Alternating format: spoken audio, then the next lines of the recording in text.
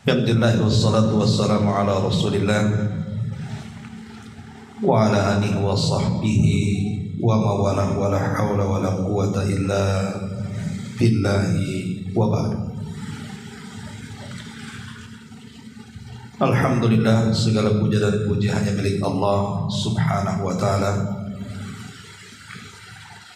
Salawat dan juga salam kita hadiahkan kepada Rasul kita Nabi besar Muhammad sallallahu alaihi wa ala alihi wasallam. Kita lanjutkan kajian kita, masih membahas fikih Asmaul Husna, dan kita masuk pada nama Allah subhanahu wa ta'ala Ar-Razzaq atau Ar-Razik, yang maha pemberi rezeki. Di sini pengarang Syekh Abdul Razak mencantumkan banyak sekali dalil dari Al-Quran dan Sunnah Nabi Sallallahu Alaihi Wasallam. Kita baca beberapa dalil baru kita jelaskan.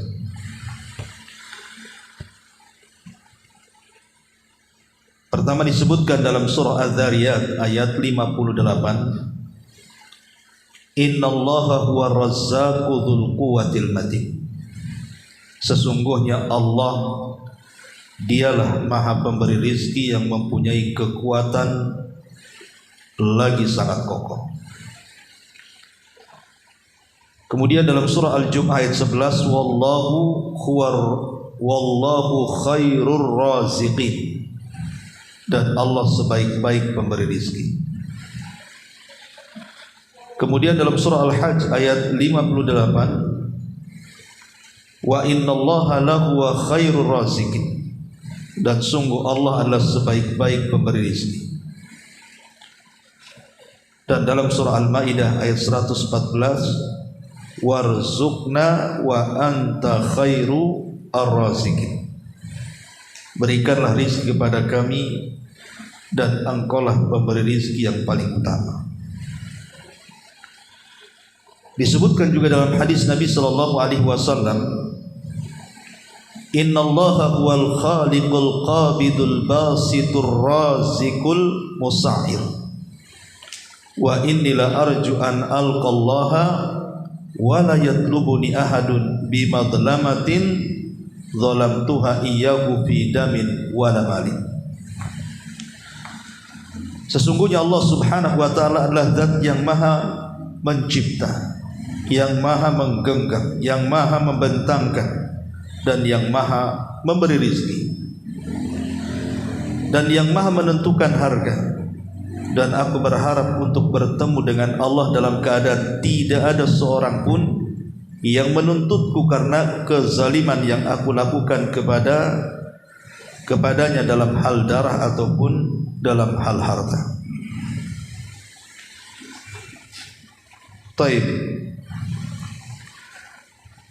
Ma'asyiral muslimin wal muslimat rahimani wa rahimakumullah. Permasalahan rizki ini adalah permasalahan yang sangat luas sekali. Ketika Allah subhanahu wa ta'ala menamakan dirinya sebagai Ar-Razzaq, zat yang maha pemberi rizki, kita tahu bahwa ketika Allah subhanahu wa ta'ala memberikan rizki kepada hamba-hambanya, rizki itu ada dua macam. Ada yang disebut dengan rizkun amun, ada yang disebut dengan rizkun khasun. Ada rizki yang umum, artinya mencakup mukmin ataupun kafir, orang baik ataupun orang jahat, orang dulu ataupun orang sekarang, semua mendapatkan rizki. Itulah yang disebut dengan rizkul abdan, rizki badan. Seperti kita bisa makan, bisa minum, punya tempat tinggal, punya pekerjaan, diberikan kesehatan, diberikan pandangan, bisa mendengar, bisa bicara, diberikan keluarga, keturunan, pasangan, dan apapun yang kita rasakan selama hidup di dunia. lah rizki yang seperti ini, rizki yang bersyarikat antara kita dengan mereka orang-orang kafir. Makanya kemudian rizki seperti ini tidak ada keutamaan satu dengan yang lainnya. Kita kaya, orang kafir ada yang lebih kaya lagi. Fir'aun penguasa, Dzulqarnain juga penguasa, Qarun kaya, Abu Bakar juga kaya. Sehingga rizki umum ini tidak bisa melebihkan satu dengan yang lainnya, kecuali orang-orang yang bersyukur akan rizki yang Allah anugerahkan kepada mereka. Adapun rizki khusus, itulah yang disebut dengan rizqul qulub namanya, rizki hati. Sebagaimana dikatakan al-Imam Ibnu Manzur dalam Lisan Al-Arab, beliau mengatakan bahwa rizki itu ada dua macam, ada hissi dan ma'nawi. Hissi itulah yang mencakup mukmin dan kafir, adapun ma'nawi itulah rizki hati. Kemudian beliau menyebutkan seperti keimanan, itu sebuah rizki. Cintanya kita kepada Nabi SAW itu sebuah rizki. Cintanya kita kepada para sahabat Nabi SAW itu sebuah rizki. Begitu juga Allah diberikan ilmu, Allah memberikan ilmu kepada kita, itu rizki. Kemudian Allah memberikan akhlak kepada kita, itu rizki. Istri yang salehah itu rizki. Termasuk kecintaan kita kepada ibadah itu rizki. Salat, puasa, zakat, haji dan begitu seterusnya, itu semua rizki dari Allah Subhanahu wa ta'ala. Itu disebut namanya rizqul qulub, namanya rizki hati. Ma'asyiral muslimin yang dimuliakan Allah Subhanahu wa ta'ala, ada satu kisah seorang laki-laki datang kepada Yunus ibn Ubaid rahimahullahu ta'ala. Dia mengadu kepada Yunus ibn Ubaid ini karena hidupnya sulit, susah ekonomi, kerjaan sulit. Akhirnya kemudian dia mengadu karena kesulitan hidupnya kepada sang alim ini, Yunus ibn Ubaid rahimahullahu ta'ala. Akhirnya kemudian Yunus ibn Ubaid ini menyuruh laki-laki yang mengeluh setiap hari gara-gara rizki ini, disuruh duduk di hadapannya. Kemudian ditanya, ayasurruka an tafqida basaraka bimi'ati alfin. Begini wahai fulan, seandainya kedua matamu kamu lepas dari tempatnya, kemudian aku beli dengan 100.000 dinar atau dirham, mau enggak? Gitu. Maka dia mengatakan, tentu tidak wahai imam, aku tidak mau. Oke. Bagaimana kalau seandainya pendengaran kau iris kupingmu, aku hargai dengan harga yang sama 100.000 dinar. Dia mengatakan, tidak mau juga wahai imam. Bagaimana kalau lisanmu kau iris lidahmu, aku hargai dengan harga yang sama 100.000 dinar. Maka dia mengatakan, aku tidak mau. Oke, bagaimana kalau seandainya akalmu aku beli 100.000 dinar juga? Dia mengatakan tidak mau, dan begitu seterusnya. Akhirnya kemudian Yunus ibn Ubaid mengatakan, sebenarnya engkau ini kaya. Sebab kalau seandainya kau jual semua anggota badanmu itu, berapa dinar kau dapat itu? Tapi kenapa engkau tidak bersyukur kepada Allah Subhanahu wa ta'ala bahwa anggota badanmu masih lengkap dan engkau memiliki kekayaan pada badanmu?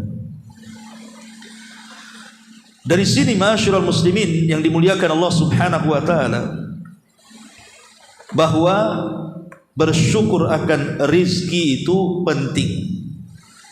Bersyukur akan rizki itu penting, terutama rizki yang ada pada badan kita. Karena satu nikmat penglihatan saja ikhwan, Allah berikan penglihatan kepada kita, itu lebih dahsyat nilainya dibandingkan orang yang beribadah sepanjang hidupnya dan tidak pernah bermaksiat kepada Allah Azza wa Jalla. Seperti kisah Bani Israel yang berdiri di pintu sorga, kemudian Allah Subhanahu wa ta'ala katakan, masuklah kau ke dalam sorga dengan rahmatku.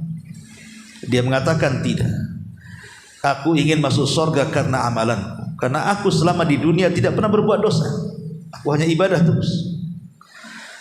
Kalau seandainya aku ini pernah maksiat kemudian tobat, kemudian kau katakan ya Rabb masuklah dengan rahmatku, aku mau. Tapi aku tidak pernah berbuat dosa. Maka Allah Subhanahu wa ta'ala mengatakan, baik, kalau begitu hitung semua pahala. Dihitung semua pahalanya. Rupanya tidak sebanding dengan satu nikmat yang Allah berikan kepadanya, nikmatul basar, nikmat dia bisa melihat.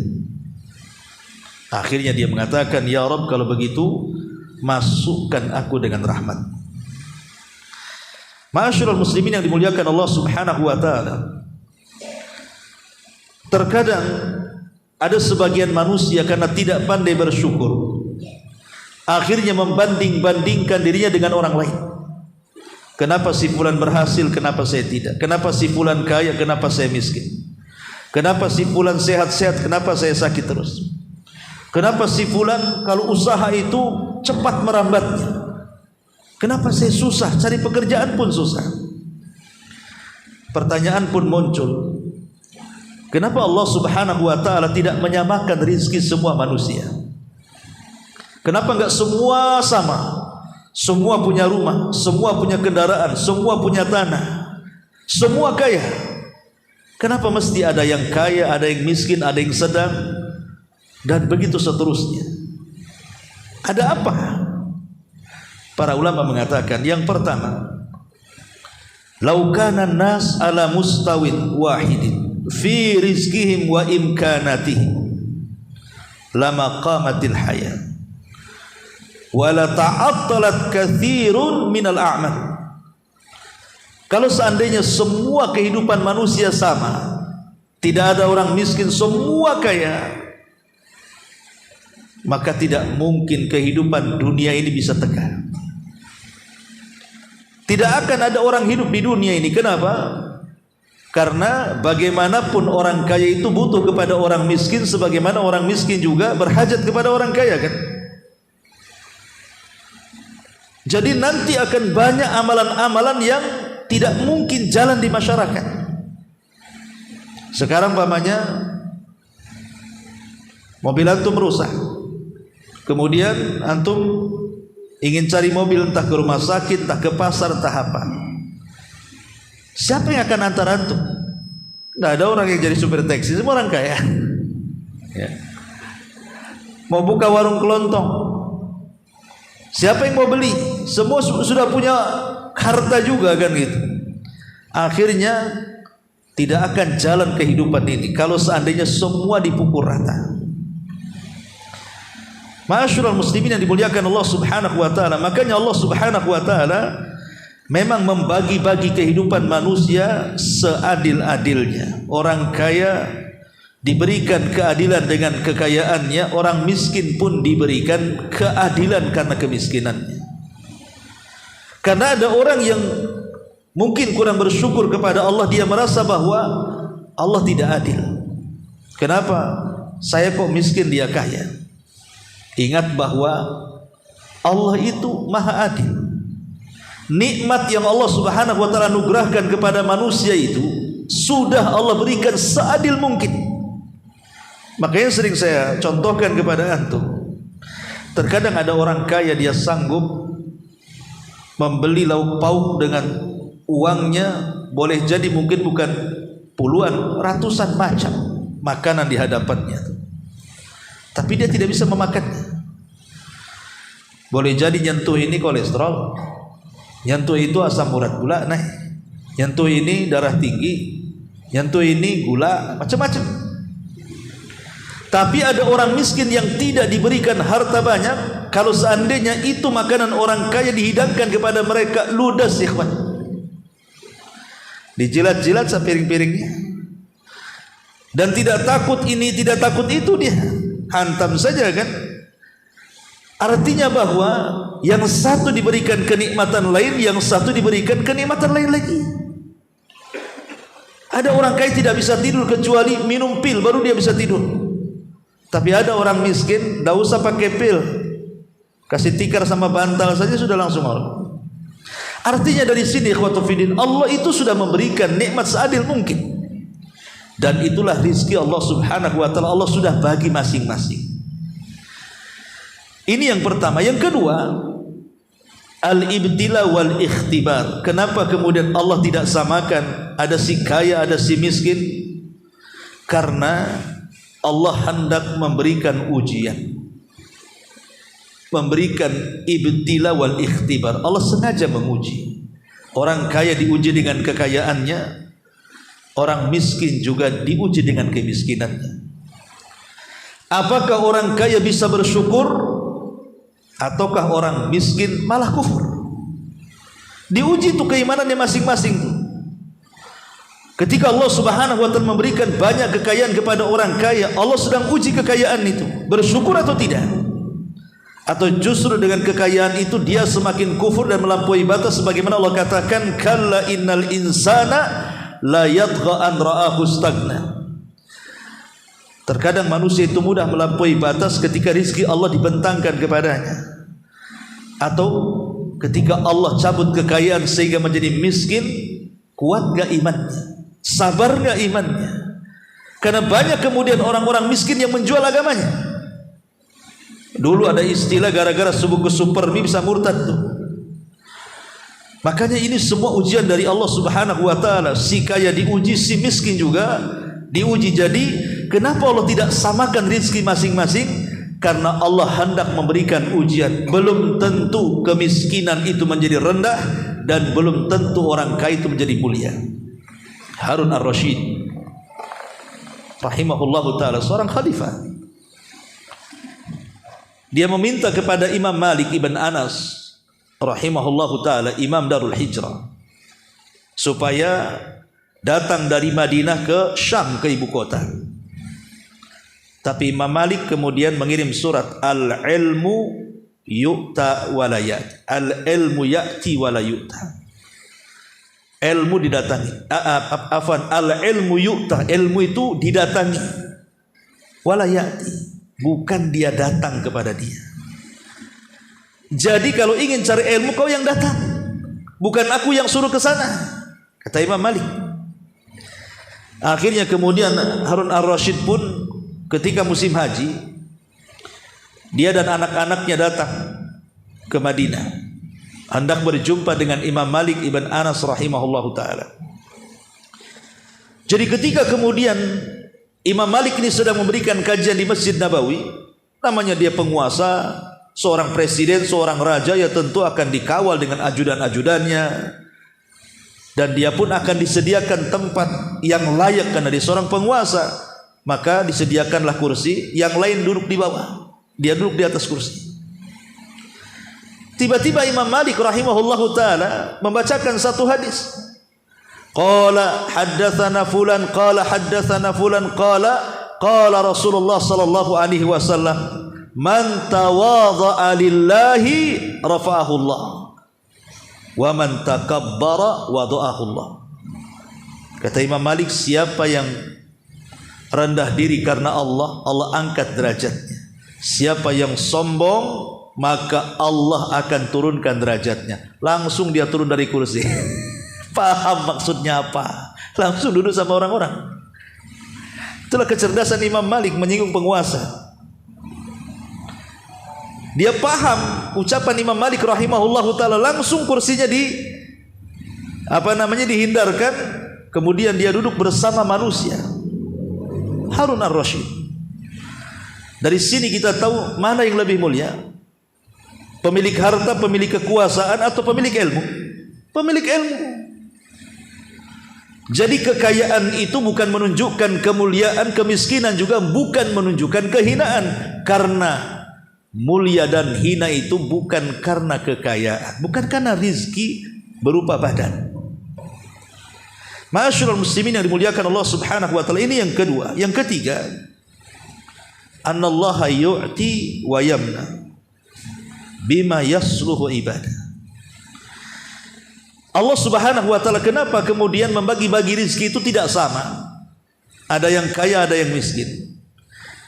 Ingat bahwa di tangan Allah lah Allah memberi dan Allah mencegah.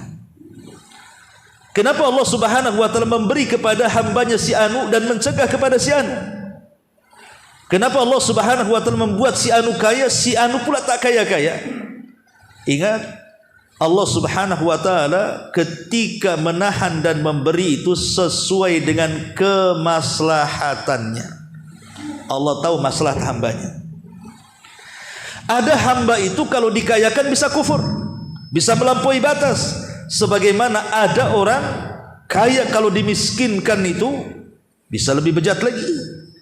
Makanya sengaja orang kaya tidak jadi miskin, orang miskin tidak jadi kaya-kaya. Boleh jadi karena ada hikmah di balik itu. Begitu juga kenapa ada orang sakit kok lama sembuhnya? Boleh jadi kalau sembuh jadi maksiat dia, jadi jahat lagi, mendolimi orang lagi, kan begitu. Sengaja Allah buat dia sakit lama supaya dia sadar bahwa sakitnya itu menyadarkan dirinya. Atau sebagaimana orang-orang sehat, kenapa dia tidak sakit-sakit? Boleh jadi kalau dia sakit dia tidak sanggup dan tidak sabar. Dari sini kita tahu bahwa Allah Subhanahu wa taala sudah membagi-bagi rizki itu sesuai dengan kemaslahatan yang dikehendaki Allah kepada hamba-hambanya. Ma'asyiral muslimin yang dimuliakan Allah Subhanahu wa taala, itulah jawaban kalau ada orang bertanya, kenapa Allah beda-bedakan manusia? Kenapa ada si kaya, ada si miskin? Karena ada 3 sebab. Saya ulas. Yang pertama, supaya tegak kehidupan manusia. Karena satu manusia pasti berhajat dengan manusia yang lainnya. Yang kedua, ini sebagai ujian. Apakah orang kaya itu bersyukur ataukah dia kufur? Begitu juga apakah orang fakir itu dia bersabar ataukah kemudian dia tasakhut, tidak menerima takdir Allah Subhanahu wa taala. Dan yang ketiga, Allah itu memberikan rizkinya dan menahan rizkinya sesuai dengan maslahat untuk hamba-hambanya. Dari sinilah kenapa kemudian dibedakan, kenapa Allah bedakan ada orang miskin, ada orang kaya. Ini poin yang kedua. Poin yang ketiga, bahwa rizki itu bisa jadi berkah karena ketaatan kita kepada Allah Subhanahu wa taala. Dan rizki itu akan dicabut berkahnya manakala kita bermaksiat kepada Allah Subhanahu wa taala. Ma'asyiral muslimin yang dimuliakan Allah Subhanahu wa taala, dalam sebuah hadis Nabi mengatakan, ayyuhan nas, ittaqullaha wa ajmilu fit talab, fa inna nafsan lan tamuta hatta tastawfiya rizqaha, wa in abta'a anha fattaqullaha wa ajmilu fit talabi, khudu ma halla wada'u ma harrama. Kata Nabi sallallahu alaihi wasallam, wahai manusia, bertakwalah kepada Allah. Perbaikilah cara mencari rizki kalian. Pertama, Rasul ingatkan tentang takwa. Yang kedua, Rasul ingatkan soal cari rizki. Cari rizki yang baik dan dengan cara yang baik. Kenapa demikian? Karena jiwa itu tidak mungkin diwafatkan kecuali disempurnakan rizkinya. Di sini Nabi sallallahu alaihi wasallam berikan poin itu. Sudah bertakwa kepada Allah. Kenapa bertakwa didahulukan? Karena takwa itu kunci rizki. Wa man yattaqillaha yaj'al lahu makhraja wa yarzuqhu min haitsu la yahtasib. Barang siapa yang bertakwa kepada Allah Subhanahu wa taala, maka Allah akan carikan jalan keluar untuknya dan Allah akan berikan rizki dari arah yang tidak disangka-sangka. Makanya Rasul ketika menasihati soal rizki, Rasul memulai dengan takwa. Itulah kuncinya. Bertakwa kepada Allah Azza wa Jal. Setelah bertakwa baru cari rizki baik-baik. Kenapa? Jangan takut. Kata Nabi SAW, karena tidak mungkin seseorang itu diwafatkan kecuali disempurnakan rizkinya dulu. Kemudian kata Nabi, dia melanjutkan, fattaqullaha. Sekali lagi Rasul mengatakan, bertakwalah kepada Allah. Perbaiki cara mencari rezeki kalian. Ambillah yang halal dan tinggalkan yang haram. Ketika Nabi SAW mengatakan tidak mungkin jiwa itu wafat kecuali disempurnakan rizkinya walaupun lambat, menunjukkan bahwa rizki itu biyadillah, rizki itu ada di tangan Allah. Kalau rizki di tangan Allah Subhanahu wa ta'ala, ngapain kita bingung? Oh, rizki sudah ditentukan kepada kita. Ngapain kita stres, ngapain kita sedih? Rizki lo sudah ditentukan di tangan Allah. Dan Allah pasti memberikan rizki yang sudah dicatat kepada kita, cepat ataupun lambat. Karena jiwa tidak mungkin diwafatkan kecuali sempurnakan rizkinya. Ini yang harus dipahami. Lalu kalau kita sudah tahu semua sudah dicatat rizkinya, lalu buat apa orang mencari rizki dengan cara yang halal, dengan cara yang haram, dan meninggalkan yang halal? Ada orang mencari rezeki itu dia harus berdusta. Seperti para pedagang umpamanya, mengurang-urang takaran, mengurang-urang timbangan, mengurang-urang meteran atau curang dalam berdagang. Ada orang mencari rezeki harus mencuri, harus korupsi, harus menzalimi. Ada orang yang seperti itu. Sikut kanan, sikut kiri. Yang penting dapat rezeki. Buat apa? Rezeki sudah dicatat. Kenapa demikian? Sehebat apapun Anda melakukan kejahatan untuk mengambil rizki, tetap dapatnya segitu. Tidak mungkin bertambah. Kalau sudah ditakdirkan segitu, ya segitu. Ali radhiyallahu an, satu hari kedatangan pengemis. Kemudian Ali radhiyallahu an menjanjikan akan memberikan kepada pengemis ini 400 dirham. Banyak 400 dirham. Kemudian dicari-cari rupanya lupa pula naruh Ali itu. Pengemis ini jengkel. Akhirnya pengemis ini meninggalkan rumah Ali, tapi sebelum meninggalkan rumah Ali radhiyallahu an, dia mencuri pelana kudanya Ali. Pergi, habis mencuri dia pergi. Kemudian Allah takdirkan setelah pengemis ini pergi dan mencuri pelana kuda, Ali baru ingat uangnya ada di mana. Setelah dapat uang itu dia bergegas keluar, rupanya peminta-minta itu sudah nggak ada. Yang ada yang datang adalah pembantunya dan mengatakan, ya Amirul Mukminin, pelana kuda kita hilang dicuri orang. Kata Ali radhiyallahu anhu, kalau begitu nih di tangan saya ada 400 dirham. Tadinya saya ingin memberikan kepada pengemis tapi dia sudah tidak ada. Ambillah uang ini, beli pelana ke pasar, mudah-mudahan dapat seharga itu. Berangkatlah kemudian pembantu Ali ini ke pasar. Di pasar nampak ada orang jual pelana kuda tuh. Akhirnya kemudian ditawar, jadilah 400 dirham. Diambil bawa balik. Ketika kemudian pembantunya menyerahkan pelana kuda itu, Ali kaget karena Ali tahu itu pelana siapa. Ini kan pelana kudaku katanya. Kau beli dari mana? Engkau beli dari mana pelana ini? Maka pembantunya mengatakan, aku beli dari si fulan, ciri-cirinya seperti ini. Kata Ali, Allahu Akbar katanya. Yang jual pelana itu pengemis tadi yang datang kemari. Demi Allah, kalau dia sabar, dia akan mendapatkan 400 dengan cara halal. Karena dia tidak sabar, dia mendapatkannya dengan cara yang haram. Sama-sama 400. Kan Ali mau ngasih 400, dia jual pelana hasil pencurian pun 400. Lalu buat apa mencuri kalau sama-sama 400? Yang jelas-jelas halal berkah, yang jelas-jelas haram tidak berkah. Ma'asyiral muslimin yang dimuliakan Allah Subhanahu wa taala, dari sini kita tahu bahwa berkahnya sebuah rizki itu karena ketaatan, dan hilangnya berkah dalam sebuah rizki itu karena kemaksiatan kepada Allah Subhanahu wa taala. Lalu apa sebab-sebab supaya kita ini mendapatkan rizki yang berkah? Karena begini ikhwatu fiddin, ada istilah yang sering dikatakan orang-orang awam dan mungkin antum sering dengar juga. Nggak apa-apa, saya ini susah, yang penting berkah hidup saya. Daripada nono si fulan tuh kaya tapi tak berkah, hidupnya susah, banyak masalah, anak-anaknya kena ini kena itu, durhaka dan begitu seterusnya. Karena ada istilah seperti itu. Istilah ini tidak salah, karena memang seperti itu, rizki berkah itu pasti membawa kebaikan. Dan rizki yang tidak berkah itu pasti membawa keburukan. Entah dibuat masalah dalam keluarganya, entah dibuat masalah dalam pekerjaannya, entah dibuat masalah dalam rumah tangganya, entah dibuat masalah dalam kendaraannya. Akan banyak masalah kalau tidak berkah. Ya. Lah supaya rizki kita berkah, kata para ulama, yang pertama al-iman wa taqwa. Tingkatkan iman, tingkatkan takwa. Maksudnya jauhi yang diharamkan, karena takut kepada Allah Subhanahu wa taala, dan juga takut kalau seandainya Allah akan mengadab dia dengan neraka. Takut. Sehingga ketika dia hendak melakukan pekerjaan dan mengambil di depannya hal-hal yang diharamkan, tak jadi. Ini enggak boleh. Ini syubhat. Ini haram. Enggak boleh diambil. Akhirnya tak jadi.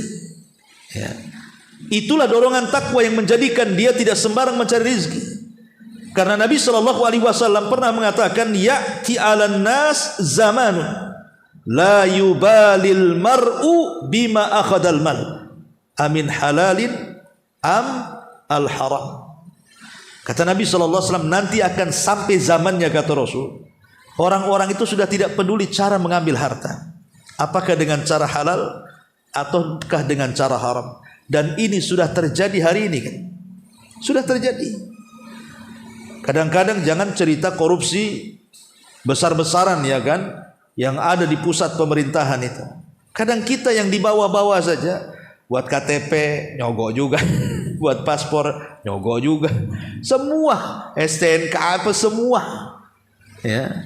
Masyaallah muslimin yang dimuliakan Allah Azza wa Jalla. Kemudian kita berteriak-teriak ke atas gitu, oh dasar koruptor. Loh, antum juga korupsi juga sama, cuman bedanya mereka gede, kalau antum kecil aja sebenarnya.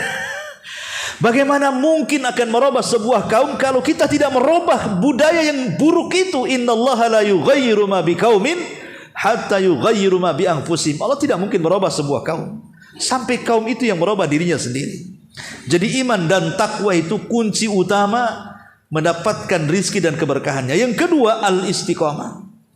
Istiqamah. Nabi Allah Subhanahu wa taala berfirman, wa allaw istaqamu 'ala tariqati la asqainakum ma'an ghadaqa.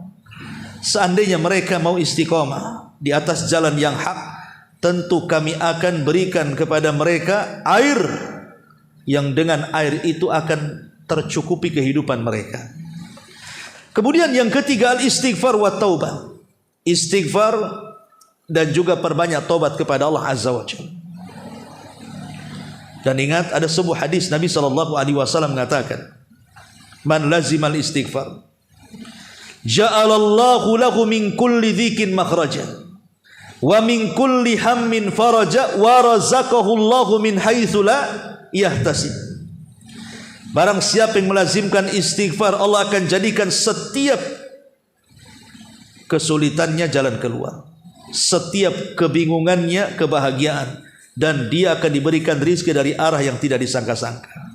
Makanya ada seorang syekh yang pernah saya ceritakan kepada antum. Ada seorang syekh, dia punya murid, muridnya itu fakir, sehingga syekh ini selalu memberikan uang.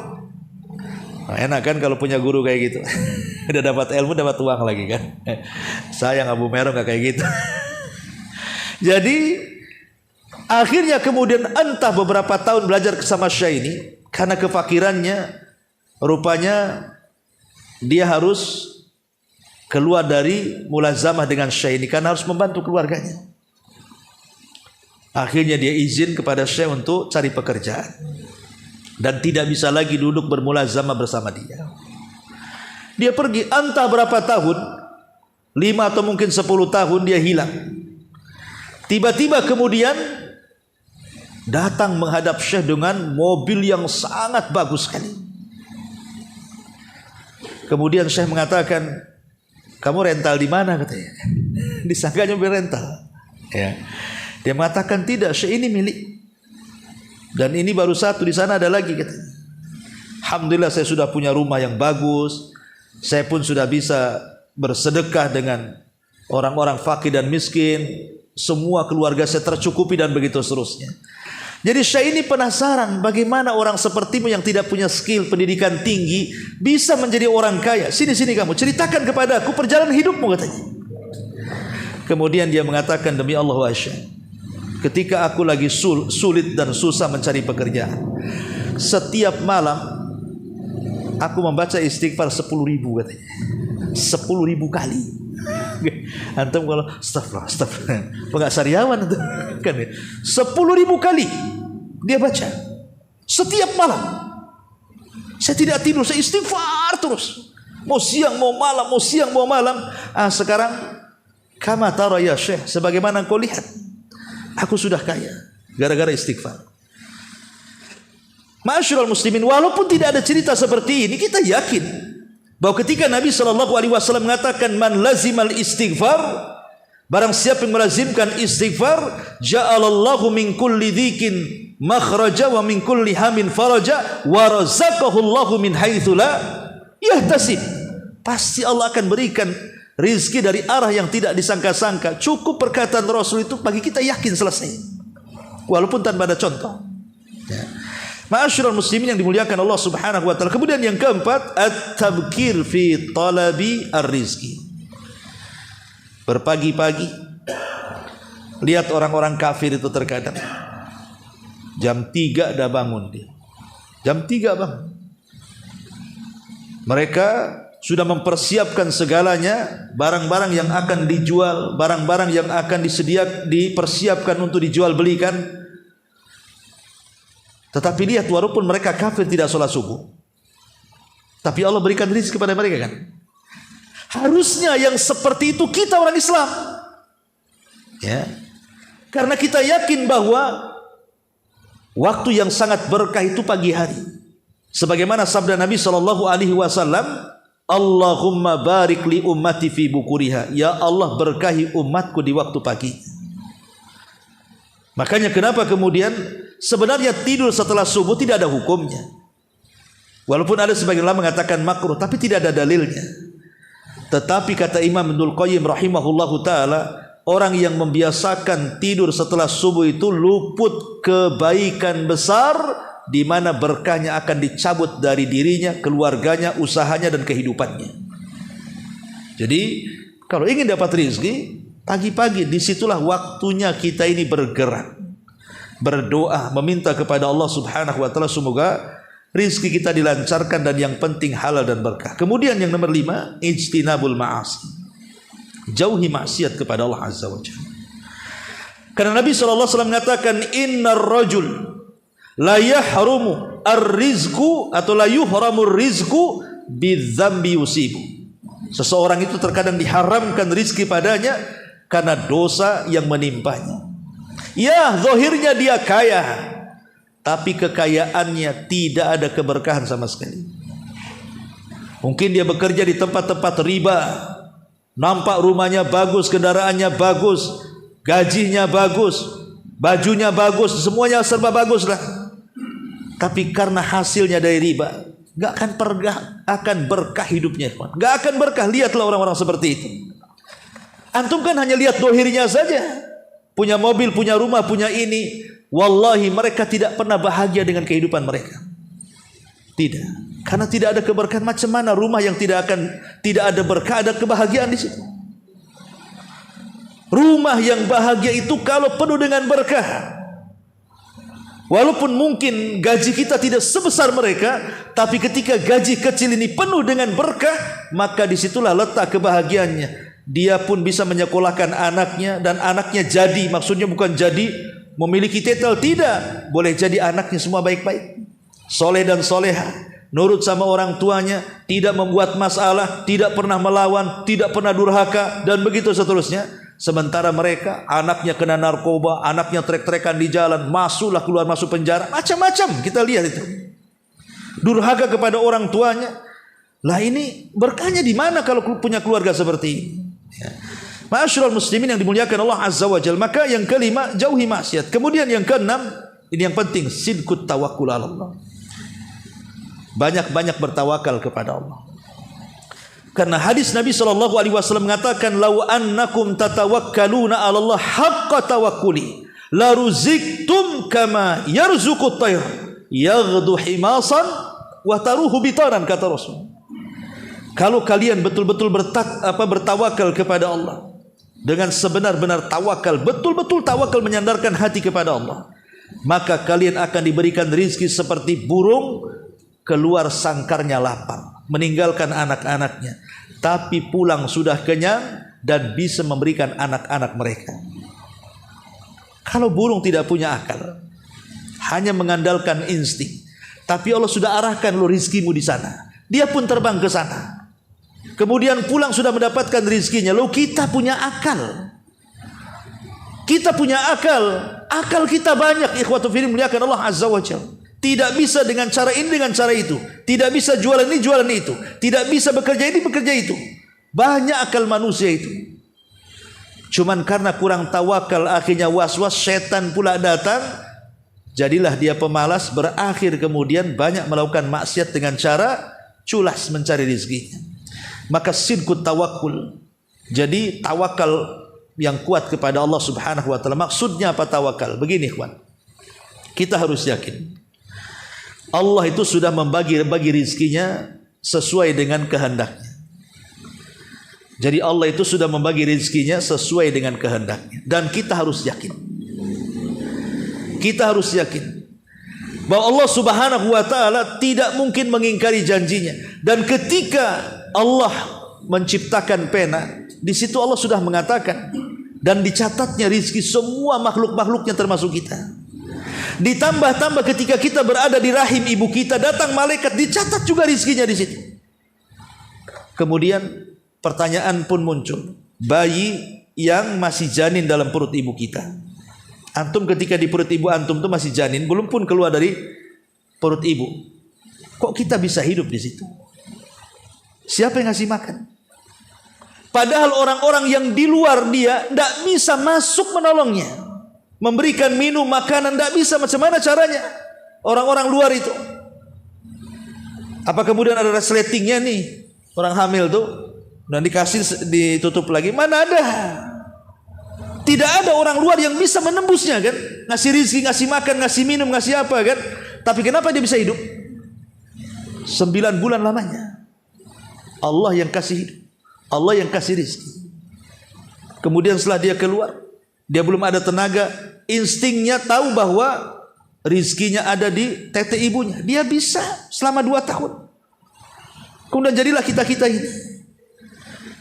Lah kalau kita berpikir bahwa dalam kondisi lemah saja, dalam perut ibu kita, kita tidak bisa apa-apa, bahkan melihat pun tidak, hanya bisa mendengar saja, rizkinya sudah ditanggung. Lah kita sudah besar, kenapa kemudian masih mengeluh soal rizki?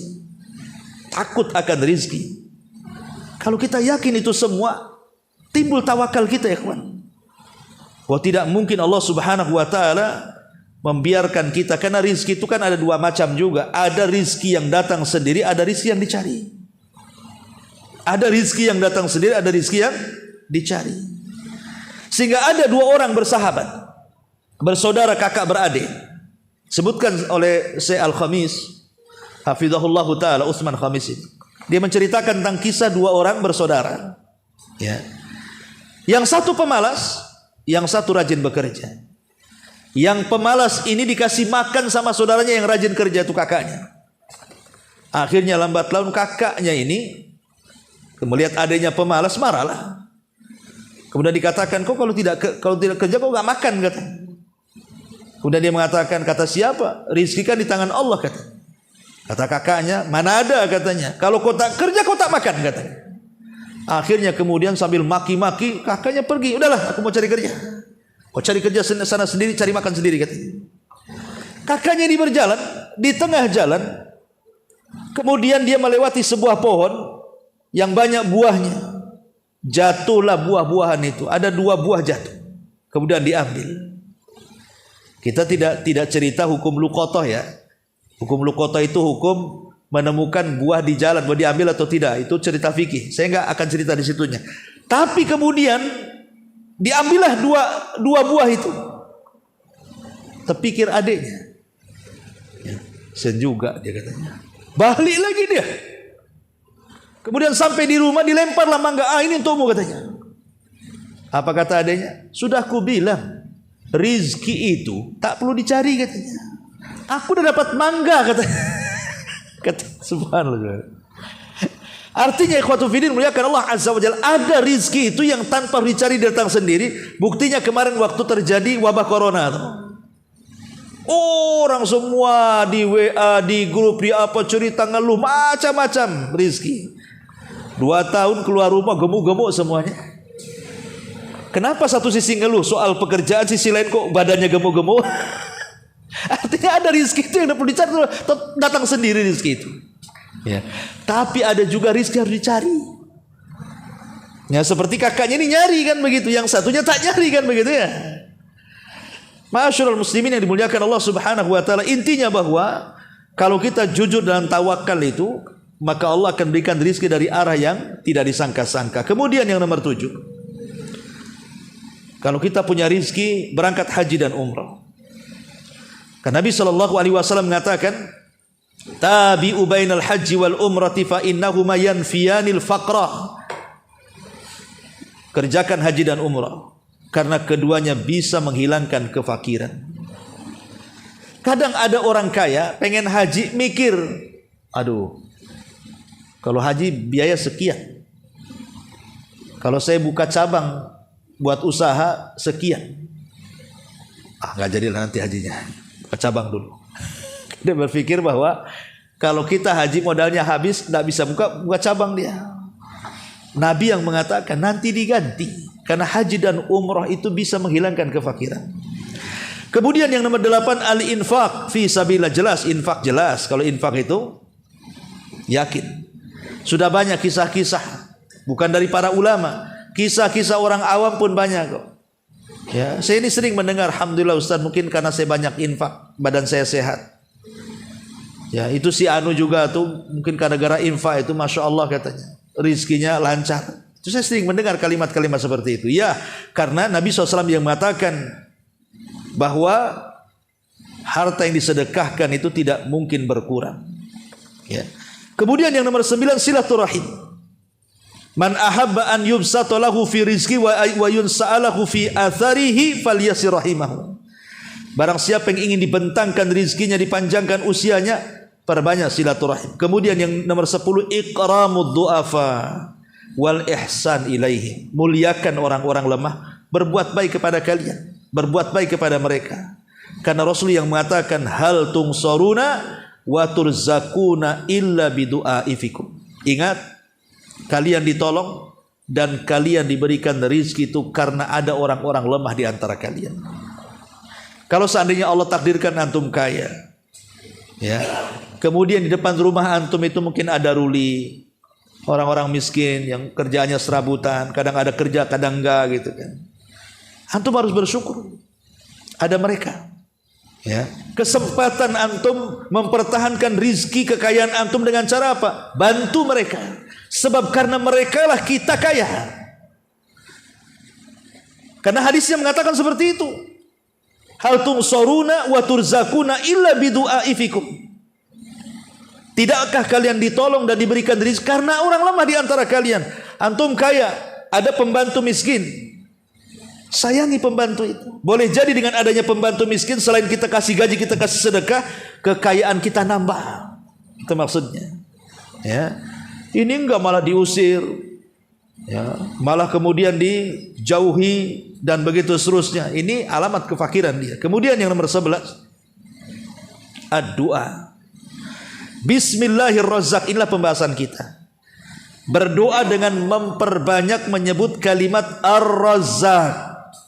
Jadi kalau antum ingin rizki, perbanyak kalimat ini, sebut ya razzaq urzuqni, ya razik urzuqni. Nah, begitu. Ya, jadi sebut sebelum kita meminta sesuatu kepada Allah Subhanahu wa taala, maka sebut nama ar-razzaq ini. Ma'asyiral muslimin yang dimuliakan Allah Subhanahu wa taala. Lah di sini Syekh ingin menjelaskan kepada kita tentang nama Allah ar-razzaq ini luar biasa. Luar biasa. Karena kalau kita ini beriman betul-betul bahwa Allah Subhanahu wa taala ar-razzaq itu, ikhwan, ada hikmah imaniyah. pengaruh keimanan pada badan kita kalau kita betul-betul memahami kalimat Ar-Razzaq itu. Apa pengaruh imannya? Pertama, yakin bahwa rizki itu di tangan Allah. Karena Allah adalah Ar-Razzaq, zat yang maha berikan rizki. Dan selain Allah tidak mungkin mampu berikan rizki. Maka kita yakin bahwa rizki itu di tangan Allah. Kalau sudah tahu rizki di tangan Allah, minta rizki kepada yang ada di tangannya. Jangan minta kepada selain Allah. Kata Nabi SAW, "Idza sa'alta fas'alillah." Kalau engkau minta, minta kepada Allah Subhanahu wa taala. Jangan minta kepada selain Allah. Selain Allah itu tidak mungkin memberikan rizki kepada kita. Minta kepada Allah. Ini yang pertama. Wallah yarzuqu may yasha bighairi hisab. Karena terkadang Allah memberikan rizki itu tanpa batas. Kemudian yang kedua, ketika kita memahami dan meyakini bahwa Allah itu Ar-Razzaq, maka membuahkan sidqut tawakkul ala Allah. Kejujuran tawakal kepada Allah Subhanahu wa taala, sehingga kita yakin rizki kita sudah dicatat, rizki kita sudah dibagi-bagi. Tidak mungkin malaikat yang mengantar rizki pada kita salah alamat. Tidak mungkin juga kemudian rizki itu tidak diberikan kecuali sudah disempurnakan sebelum wafat. Sehingga kalau itu keyakinannya, maka tenanglah hidup kita. Kemudian yang ketiga, ilmu. Kalau kita tahu Allah itu Ar-Razzaq, zat yang memberikan rizki, maka tumbuh pengetahuan bahwa di antara sebab nikmat dan dawamnya nikmat yang berupa rizki itu adalah dengan cara bersyukur kepada Allah Azza wa Jalla. La in syakartum la azidannakum wa la in kafartum inna adzabi lasyadid. Kemudian yang keempat, al-hirsu ala muraqabatillah inda talabi rizki. Ketika kita yakin bahwa hanya Allah satu-satunya pemberi rizki, lahirlah sifat muraqabah. Ketika kita ini sedang bekerja mencari rizki, entah sebagai penjual di pasar, pegawai di kantor, ataupun pengendara di jalan dan begitu seterusnya, ketika kita yakin Allah satu-satunya pemberikan rizki, maka lahir bahwa kita akan diawasi oleh Allah Azza wa Jalla. Kita sedang diawasi. Bagaimana cara mengambil rizki kita itu? Yakin gak dengan Allah? Sehingga dia mencari betul-betul yang halal dan meninggalkan yang haram. Kemudian yang nomor 5, al-yakinu billah. Keyakinan mantap kepada Allah Subhanahu wa taala, termasuk al-thiqatu billah, bukan hanya yakin, percaya kepada Allah bahwa tidak mungkin, tidak pasti hamba Allah itu akan diberikan rizki. Wa ma min dabatin fil ard illa 'ala Allah rizquha. Tidak mungkin binatang yang melata yang ada di permukaan bumi itu kecuali sudah ditakdirkan rizkinya masing-masing. Dari sini juga kita dituntut al-izzu wa ta'affuf amma fi aidin nas. Kita diperintah dengan kalimat Ar-Razzaq, nama Allah Ar-Razzaq itu, supaya kita al-izzah, punya kehormatan, punya kemuliaan. Jangan pernah menjadi peminta-minta. Kita punya kemuliaan, gak boleh jadi peminta-minta. Ngapain Anda minta-minta? Rizki itu sudah di tangan Anda ya. Tetapi karena syaitan dan hawa nafsu, dia jadikan meminta-minta itu menjadi pekerjaan dia, kan begitu. Sebenarnya kalau dia kemudian mau mencari rizki yang halal itu, rizki yang halal lebih banyak dibandingkan rizki yang haram. Rizki yang halal lebih banyak dibandingkan rizki yang haram. Kenapa kemudian harus mencari seperti itu dengan cara merampok, maling dan begitu seterusnya? Maka kita harus punya izzah dan juga menjaga kehormatan. Makanya Abu Sa'id Al-Khudri radhiyallahu anhu, satu hari dia kan susah hidupnya, miskin. Abu Sa'id Al-Khudri itu awal-awalnya saking miskinnya 3 hari tak makan sampai lemes. Istrinya mengatakan, wahai suamiku, datanglah kepada Nabi. Boleh jadi Nabi SAW memberikan sesuatu kepada kita dari makanan. Demi Allah, Nabi itu kalau diminta pantang tidak memberi, kata istrinya. Dikompori suaminya dan mengatakan, banyak orang sudah datang kepada Nabi, datanglah ke sana, kalau tidak kita nggak makan, katanya. Tapi Abu Sa'id Al-Khudri tidak mau datang. Tapi karena melihat keluarganya juga kelaparan, gak ada yang dimakan, terpaksalah dia harus datang meminta sesuatu kepada Nabi SAW. Berangkat dari rumahnya menuju rumah Nabi. Rupanya dicari rumahnya tak ada. Nabi ada di Masjid Nabawi. Kemudian dia mengarah ke masjid. Rupanya ketika sampai di pintu masjid, Rasul sedang berkhutbah. Salah satu isinya adalah man yasta'fif, barang siapa yang menjaga kehormatan, Allah akan jaga kehormatannya. Wa man yastaghni, siapa yang merasa cukup kepada Allah, Allah akan berikan kekayaan kepadanya. Tak jadi dia minta. Karena Rasulullah berkhutbahnya seperti itu. Kan itu. Kena lah aku ini kata. Siapa yang menjaga diri, tidak meminta-minta, Allah kasih kehormatan. Siapa yang merasa cukup, Allah kasih kekayaan. Balik dia. Dan bersumpah demi Allah, aku tidak akan meminta lagi setelah ini. Setelah kejadian ini, Abu Sa'id Al-Khudri dibentangkan rizkinya, mau jadi orang paling kaya di kota Madinah karena menghindari meminta-minta. Ma'asyiral muslimin yang dimuliakan Allah Azza wa Jalla, dari sinilah pentingnya jangan sampai kita ini asyakwa, mengeluh. Karena ini penyakit yang justru membawa kefakiran tuh. Coba lihat, banyak di antara saudara kita itu kalau mereka tidak punya iman, kurang takwanya, kurang ilmunya, ketika kemudian dilanda kefakiran dan kemiskinan, susahnya ekonomi dan begitu seterusnya, apa yang mereka lakukan? Tasakut. Kemudian menjadikan seolah-olah bencana ataupun ujian dari Allah Subhanahu wa taala itu dijadikan bencana bagi dia. Padahal Allah sedang menguji dia kan dengan kefakiran itu, tapi dia kemudian suudzon kepada Allah seolah-olah Allah sedang menurunkan azab kepada dia. Dari situ kemudian muncul kalimat, kalau Allah berikan kekayaan dia mengatakan Allah sedang memuliakanku. Kalau dia diberikan kemiskinan dia mengatakan Allah sedang menghinakanku. Dari mana kalimat ini? Ya. Kenapa kalau kemudian kaya dia mengatakan Rabbi akraman, ketika kalau dia miskin Rabbi ahanan? Ma'asyiral muslimin yang dimuliakan Allah, bukan itu. Karena Allah tidak pernah memuliakan pemilik harta, sebagaimana Allah tidak pernah menghinakan kepada orang yang tidak punya harta. Karena kemuliaan itu hanya ada di takwa. Ya. Ma'asyiral muslimin yang dimuliakan Allah Subhanahu wa taala. Lah di sini juga setelah kemudian antum bisa baca sendiri, ya Syekh di sini menyebutkan banyak sekali dalil tentang nama Allah Ar-Razzaq. Kemudian di halaman ke mana? Ke 169-nya. Ini kan antum baca sendiri dalil-dalilnya banyak sekali. Beliau mengatakan rizki Allah bagi hamba-hambanya ada dua macam. Yang pertama rizki yang umum, yang mencakup orang yang baik dan orang yang jelek, orang mukmin dan orang kafir. Yang pertama dan yang terakhir. Apa itu? Rizki badan. Yang saya sebutkan di mukadimah tadi. Rizki badan. Antum diberikan kekayaan, dengan kekayaan bisa punya rumah, bisa punya kendaraan, bisa punya tanah, bisa punya pekerjaan, bisa punya PT, jadi RT, RW, lurah, sampai kepada jadi wali kota, bupati, sampai menteri, sampai presiden. Ini hanya rizki umum. Tidak ada kemuliaannya sama sekali. Anda jadi menteri, Anda tidak jadi menteri, tidak ada masalah. Ya. Anda kaya, Anda miskin, tidak ada masalah. Kenapa? Karena yang namanya kekayaan, kedudukan dan pangkat itu berserikat. Kalau Anda kaya, Qarun juga kaya, lebih kaya lagi daripada Anda. Ya. Kalau Anda berkuasa hanya sebatas di Indonesia, Namrud satu dunia. Lalu apa yang dibanggakan? Bahkan bukan hanya sebatas itu, Anda berserikat dengan binatang.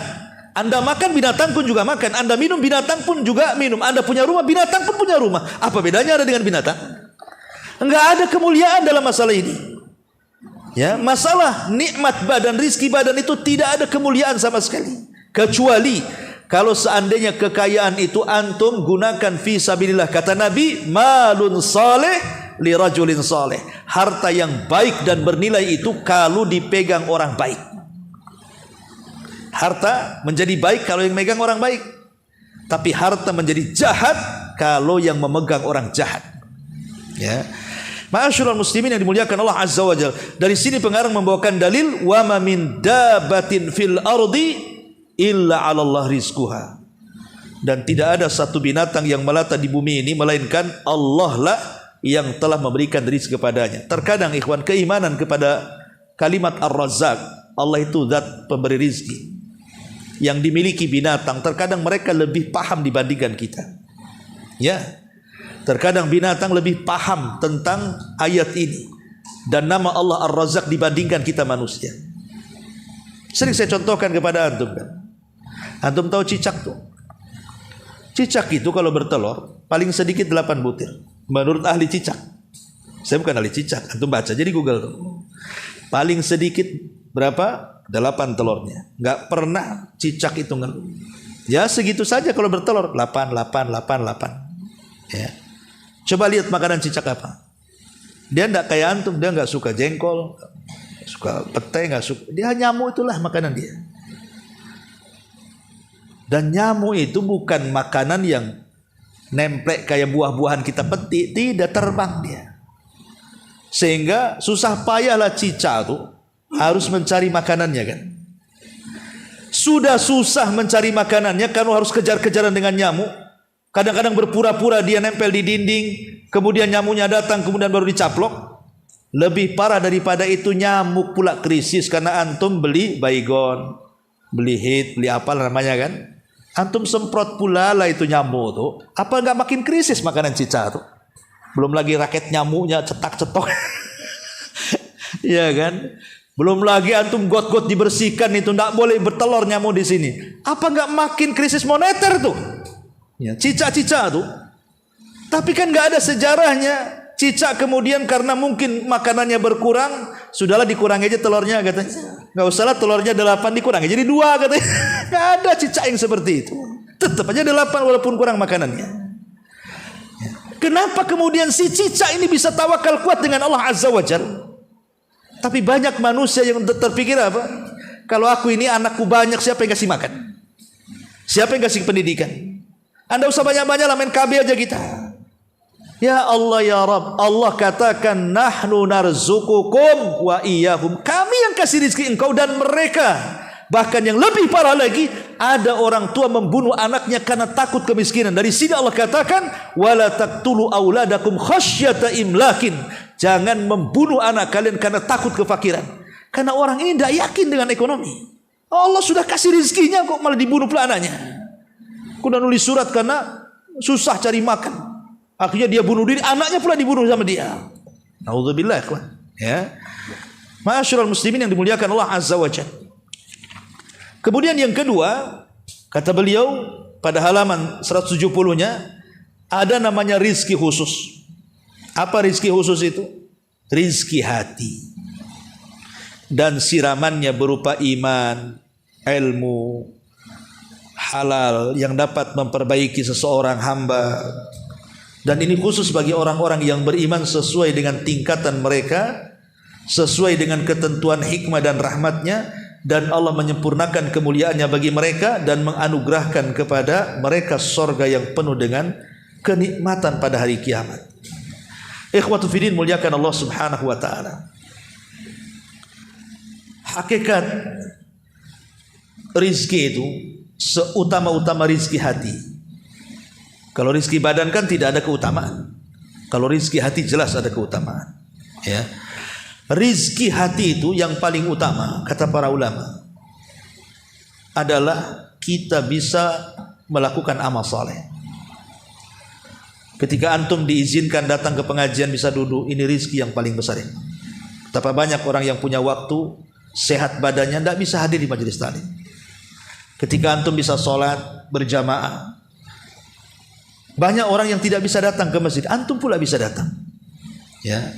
Ketika antum bisa berpuasa, banyak orang yang mudah lapar sehingga tumbang, antum bisa lah puasa Senin Kamis. Kemudian antum bisa bersedekah dengan harta. Ketika orang pelit-pelit, antum bisa bersedekah. Dan begitu seterusnya. Ini rizki yang luar biasa. Ketika manusia tidak bisa melakukannya karena hawa nafsunya, antum bisa melakukan karena keimanannya. Itu seagung-agungnya rizki. Dan yang kedua, seagung-agungnya rizki Allah adalah rizki yang tidak akan terputus selamanya. Rizki yang kenikmatannya tidak pernah dilihat mata, didengar telinga, terlintas pun tidak. Itulah al-jannah, surga. Dan sorga dunia, kata Imam Ibnul Qayyim, adalah ketenangan hati. Ketenangan hati inilah yang mengantarkan kepada sorga akhirat. Kata Imam Ibnul Qayyim, "Man lam yadkhulil jannata fid dunya, lam yadkhulil jannata fil akhirah." Siapa yang tidak bisa masuk ke sorga dunia berupa ketenangan hati, keimanan, amal saleh, dia tidak mungkin akan masuk sorga di akhirat. Ingat, Allah Subhanahu wa taala berfirman, "Wa fis sama rizqukum wa ma tu'adun." Di langit itu ada rizki kalian dan apa yang dijanjikan kepada kalian. Dari sini kata para ulama mengatakan bahwa rizki itu ada dua macam. Ada namanya rizkun sa'id, ada yang namanya rizkun nazil. Apa rizkun sa'id, apa rizkun nazil? Sa'id itu artinya rizki yang naik dari bawah ke atas. Rizkun nazil itu rizki yang turun dari atas ke bawah. Jadi rizki ada dua. Ada yang disebut rizkun sa'id, rizki yang kita naikkan dari bawah ke atas. Ada rizkun nazil yang turun dari atas ke bawah. Adapun rizki an-nazil dulu, rizki yang turun dari atas ke bawah, itulah rizki yang Allah anugerahkan kepada kita di dunia, berupa rumah, tanah, kendaraan, pekerjaan, istri, anak, macam-macam yang kita bisa rasakan hari ini. Itu namanya rizkun nazil, rizki yang turun, yang Allah turunkan kepada kita di dunia ini. Itu rizkun nazil, ya. Tetapi Allah mengatakan wa fis sama rizqukum. Ingat, di langit ada rizki kalian. Itu yang disebut apa? Rizkun sa'id namanya, rizki yang kita naikkan dari bawah ke atas. Itulah yang disebut dengan sorga. Membangun sorga itu, ikhwan, membangun ihsan di sorga itu perlu kita bangun di dunia. Sebagaimana kita membangun rumah juga di dunia, perlu kita bangun di dunia. Dua-duanya di dunia. Baik rizki yang turun ataupun rizki yang naik, dua-duanya dicari di dunia. Antum pengen rumah, kerja, dapat uang, bangun rumah. Begitu juga kalau antum pengen punya istana di sorga, antum bangun dari dunia ini. Dengan cara apa? Kata Nabi SAW, siapa yang sholat 4 rakaat sholat duha di awal waktu, kemudian ditambah 4 rakaat sebelum zuhur, Allah bangunkan istana di sorga. Atau yang lain, kata Nabi SAW, siapa yang membaca qul huwallah 10 kali dalam sehari semalam, Allah bangunkan rumah di sorga. Atau hadis yang lain mengatakan, siapa yang menjaga 12 sholat rawatib, Allah bangunkan rumah di sorga. Atau contoh lain, siapa yang membaca doa masuk pasar, selain 1 juta kebaikan dicatat, 1 juta keburukan dihapuskan, 1 juta derajat diangkat, Allah bangunkan juga rumah di sorga. Artinya ketika kita membangun rizki yang ada di sorga itu, dibangunnya di mana? Di dunia. Barang siapa yang mengucapkan subhanallah wa bihamdi ghurisat nakhlatun fil jannah, berarti anda sudah menanam 1 pokok kurma di sorga, kata Nabi. Dari sini kita tahu bahwa dunia ini tempat mengumpulkan rizki, baik rizki yang turun ataupun rizki yang naik. Pertanyaan pun muncul, lebih baik yang mana? Rizki yang turun apa rizki yang naik? Rizki yang turun lah, dusta antum kalau ngomong rizki yang naik itu. Buktinya suruh kerja bakti masjid tak datang, suruh sholat jamaah tak hadir, suruh sedekah bakhil. Berarti memang antum suka yang turun-turun, tak suka yang naik-naik kan? Itulah kalau mau jujur kan. Mau jujur itu kita lebih suka rizki yang turun, karena itu yang tampak. Sementara rizki yang naik itu tak tampak. Makanya kenapa Allah dahulukan dunia kemudian akhirat. Dari situlah kita dicintakan dunia dan tidak dicintakan akhirat. Coba kalau Al-Quran itu membalik, dahulukan akhirat baru dunia, tentu orang itu tidak mungkin cinta dunia, pasti akhirat. Contohnya, kalau antum lahir di sorga, mau antum ke dunia? Nggak mungkin. Karena kita lahir di dunia saja nggak mau masuk ke sorga, itu masalahnya. Kalau kita lahir di sorga, Nabi Musa saja protes kepada Adam, hei Adam, gara-gara engkau makan buah itu, kami pula terusir, katanya. Ikut-ikut kami susah di sini. Kata Nabi Adam, jangan salahkan gitu loh, Musa. Bukankah engkau diberikan Taurat? Ada nggak dalam Tauratmu Adam bermaksiat akhirnya diturunkan ke bumi? Kata Musa, ada. Salahkan Tauratmu. Tauratmu lebih dulu dicatat dibandingkan aku diciptakan gitu. Coba di Tauratmu nggak ada kata-kata seperti itu, aku nggak mungkin turun katanya kan. Artinya dari sini ikhwatu fiddin, surga dibelakangkan, dunia diawalkan. Dari situlah kita lebih cinta kepada dunia dibandingkan surga. Karena dunia ditampakkan masalahnya. Mobilnya nampak, rumahnya nampak, duitnya nampak, perempuannya tampak, semua tampak kan. Tapi kalau surga kan cerita saja. Saya ceritakan ada bidadari, ada ini, ada itu. Orang lebih suka nyata dibandingkan cerita. Kecuali orang-orang yang kokoh keimanannya, seperti para sahabat Nabi SAW, pasti mereka cinta surga dibandingkan dunia. Sekelas kita, level-level kita ini ya, lebih suka rizki yang turun dibandingkan rizki yang naik. Wallahu a'lam bishawab. Inilah diantara faedah kalimat Ar-Razzaq dari kitab Fikih Asmaul Husna. Subhanaka bihamdika asyhadu an la ilaha illa anta astaghfiruka wa atubu ilaik. Allahu taala alam. Assalamualaikum warahmatullahi wabarakatuh.